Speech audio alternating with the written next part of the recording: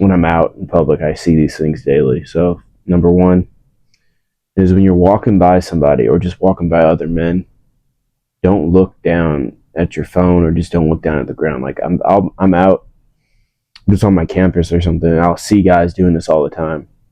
When I come walking up, they pull out their phone and look down at the phone, and it's like that's the most beta, like, emasculating thing you can do. It's like because another man or even a woman, that's even worse, walks by you, is walking towards you, you're gonna look down or look at your phone. It's like, bro, why are you doing that? First, what if you bump into me? That's just common sense. Second, it's like, is this random stranger that intimidating to you that you need to look down at your phone because I'm walking by you? That doesn't make any sense. Like, that's just weird. And then the same thing when you're walking by women. Now, I understand women doing it because, women are naturally intimidated by men. So, you know, they're going to look down. They're not going to, like, look up or, say what's up to you. That's weird. But as a man, you shouldn't be doing that. And I make it a point every time I walk by another man, just keep my head held high, and just keep walking, keep it pushing, not looking down at my phone like this, just like, and you just look like that weird like picture back from like 2015 where it's like everybody in society is gonna walk around like that. It's like, bro, you don't want to be doing that. Second is you're just staring at like chicks in public. It's like, bro, I mean, I get it, it does happen sometimes, but if you're not gonna go up and approach this woman, try and get on her, then you shouldn't be staring.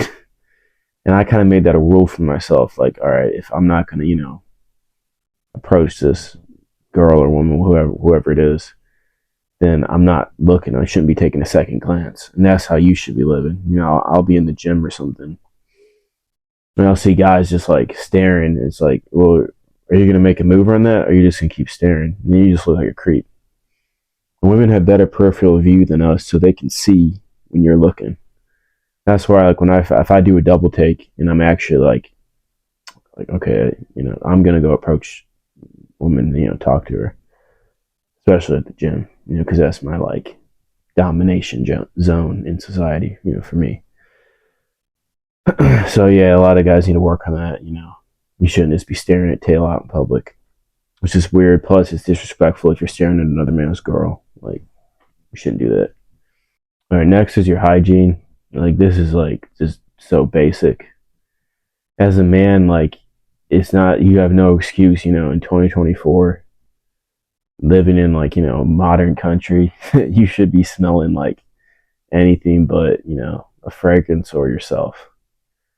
Like, and I'll be in the gym and just guys are just like reeking. It's like, and if you're not overweight, you don't have a condition, you're not in severe poverty, then why do you smell like, you know, underarm garbage, like cheese? It's like, bro, what are you doing? Like 2 nights ago, I was in the gym and guys were just like, I was by the barbell rack. It smelled so bad that I had to, move to another area. And it's just like, are you not embarrassed? Do you not like smell yourself?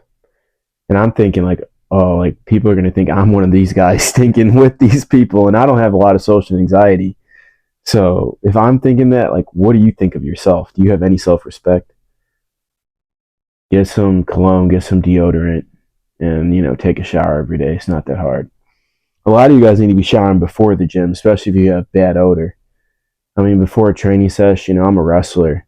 I brush my teeth before practices, before we spar or whatever. I'm not going to be disrespectful to my opponents or my training partners, stinking and having bad breath.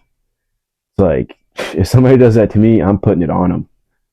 I mean, bro, you have no excuse. There's no excuse. And if you're living in a modern, society, modern country where deodorant is literally $1 and you can go shower at the gym. It's like, we're at a gym, 9 times out of 10, they have showers there for free that you can shower at, and towels and soap. So there's no reason you should be smelling in any capacity, any type of way. I mean, it's non-negotiable. Like, why do you stink? Why are you smelling? If we're in a room together and it's hot and you have a hoodie on and you're stinking, then take your hoodie off. You're sweating. You're smelling. Like, It doesn't make any sense why you smell.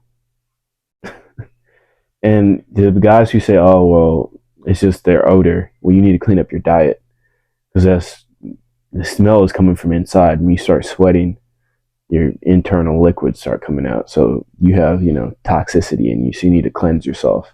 You start eating cleaner. Whatever you're eating is making you stink.